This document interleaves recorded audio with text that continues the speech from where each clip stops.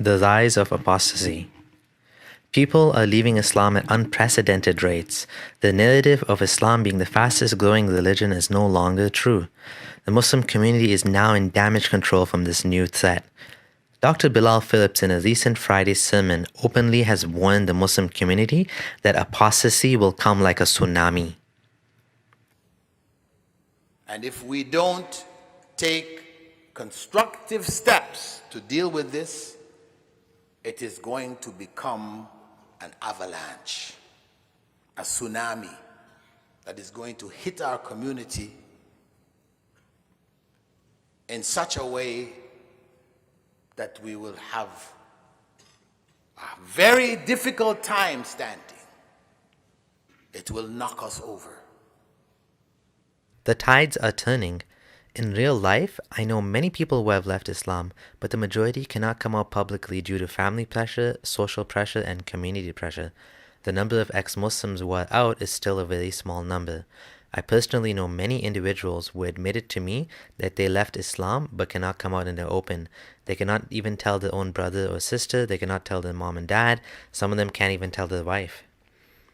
Recently, an online conference was organized by 10 leading Islamic preachers to discuss the problem and tackle it. This is something I've never seen before growing up as a Muslim. Courses like this were unheard of. There's statistics as well to back up these claims. Bashir Muhammad, senior researcher at Pew, has stated that 23% of American Muslims no longer identify as Muslim. This means that as many people are leaving Islam as converting to it right now. Now, even though this isn't usually advertised, Muslim scholars and imams know this to be the case. Muslim scholars are usually at the forefront of seeing this happen because parents will come and complain that the child is not religious or even doesn't believe any longer. Some trusted scholarly individual will usually be contacted by someone in the community seeking help for their family member. Let's listen to Bilal Phillips talk about this major issue. Brothers and sisters, in today's khutbah, I would like to stress two main points, which I have seen with my own eyes and heard with my own ears. The consequence of failing to achieve. The Muslim community here, in a minority circumstance, is a high-risk community.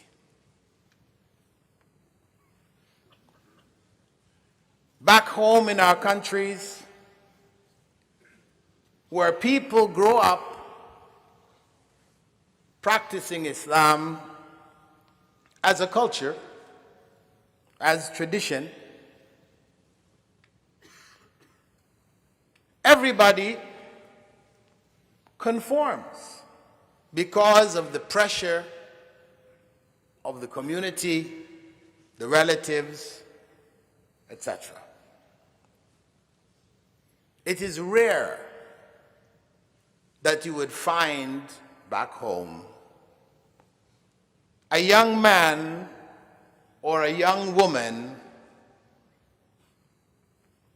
addressing their parents, their family, and telling them, I don't believe in Allah. I don't believe that Muhammad sallallahu alaihi wasallam was a messenger of Allah. I don't believe that the Quran is a book of revelation. That is unthinkable. That is the unthinkable back home. But here in Canada, it is happening.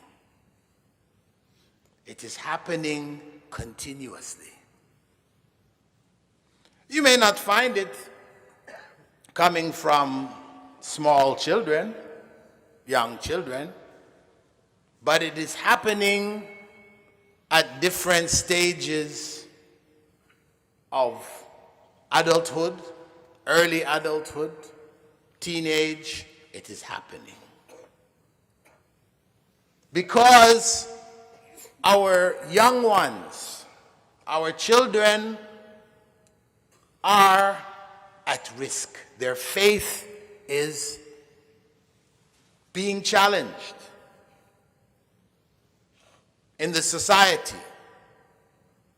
and particularly in the schools, in the institutions of education. This is where their faith is challenged.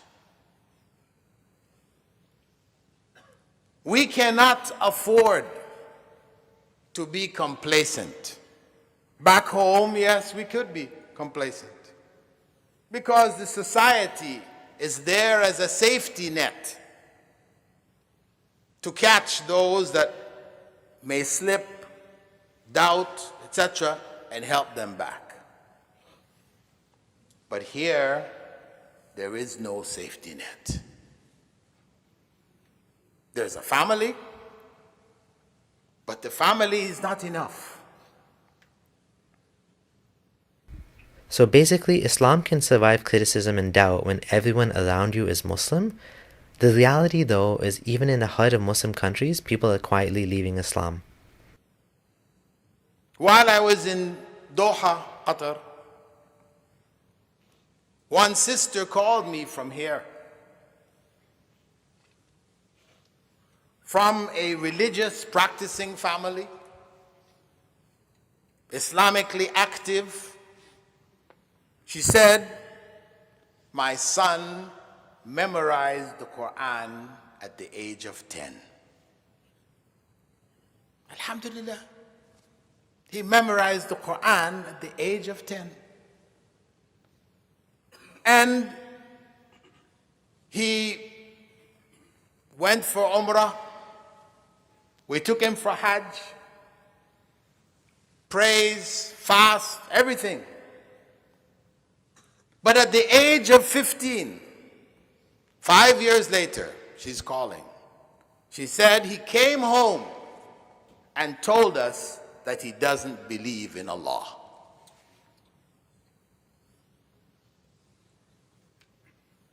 What should we do? We have other young children in the house. Should we kick him out? Because he could possibly affect the rest of the family members. The younger ones, he could infect them. This is a disease. What should I do? I advised her to take him to the local imam or some knowledgeable individuals from the community here to discuss with him and try to help him find his way back.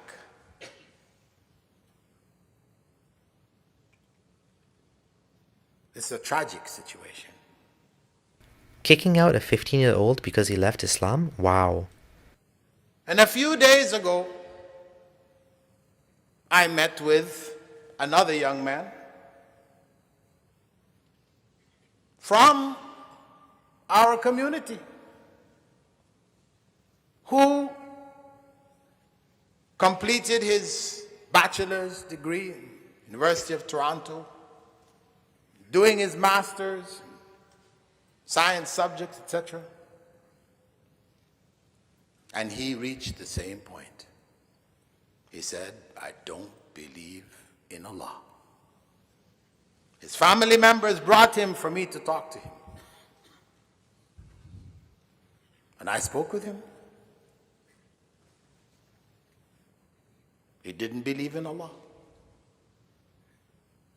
He spoke something of, yeah, no, I do believe in God, but in the end, when I pinned him down, he didn't believe in the existence of God. The Quran was not a miracle. Muhammad ﷺ was not a prophet of God. Yes, he is a good man. He was a good man. He was known as a good man. But as he said, good people lie. Good people can lie, just like anybody else. That's where he reached.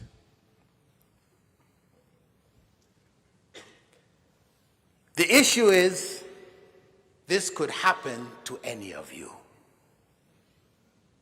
This could happen to any one of you.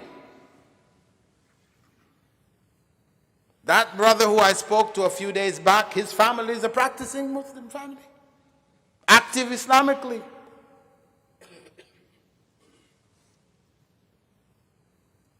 And the one who called me from here, same thing. So it's not just a matter of those people were not good Muslims, they weren't really practicing, so and so and so. So it's not surprising. No. This is really serious. This is something that we all face. All of us who have children who are going to these institutions. And you never know when it can happen. These stories are typical. Everybody knows someone was left Islam now, at least one person in the circle of friends or family, even from religious families. Nobody's safe. Now, the next issue. Preachers even go out of the way to warn Muslims that studying Islam in Western academia can cause one to lose their faith. Let's listen to what Noman Ali Khan has to say about what happened to his friend. For example, I know brothers that, their intention was they're going to study Islam in the Muslim world, and then they're going to come here and they're going to do PhDs in Islamic studies in different universities, things like that. And they got into one such program. For example, I have a friend who's in Harvard at the Islamic Studies program. And I met him, he was getting his master's, then he was going to get into his PhD, again, Islamic studies.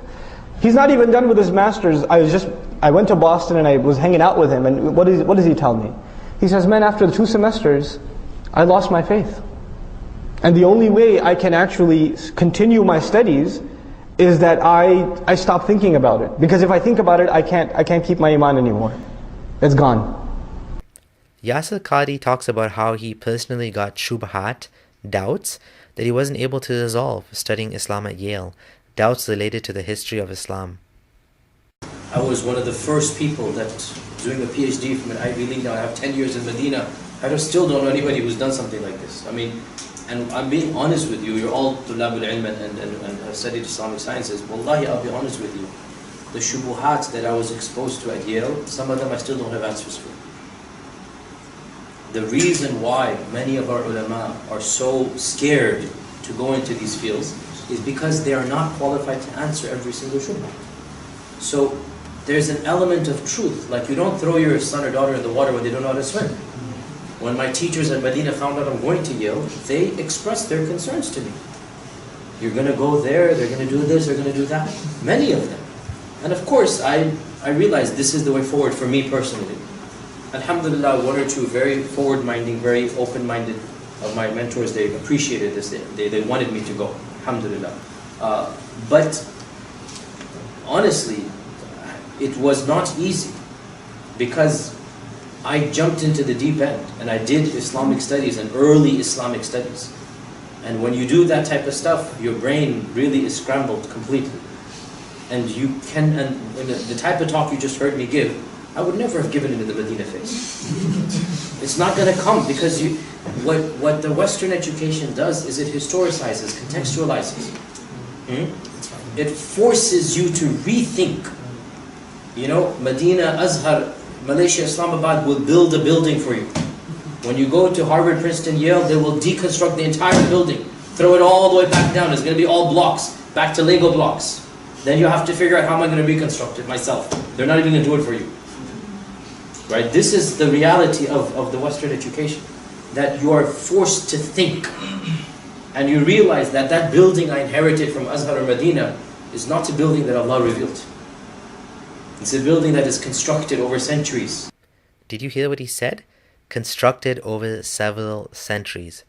Watch the latest video by Sharif Gaber called What You Don't Know About the Quran to see the type of arguments that are studied in these universities. And so what has happened, and I've seen this myself, many, not Medina or Azhar graduates, but many practicing Muslims have gone into these programs and come out either agnostic or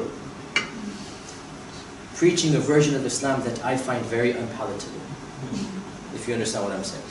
Okay.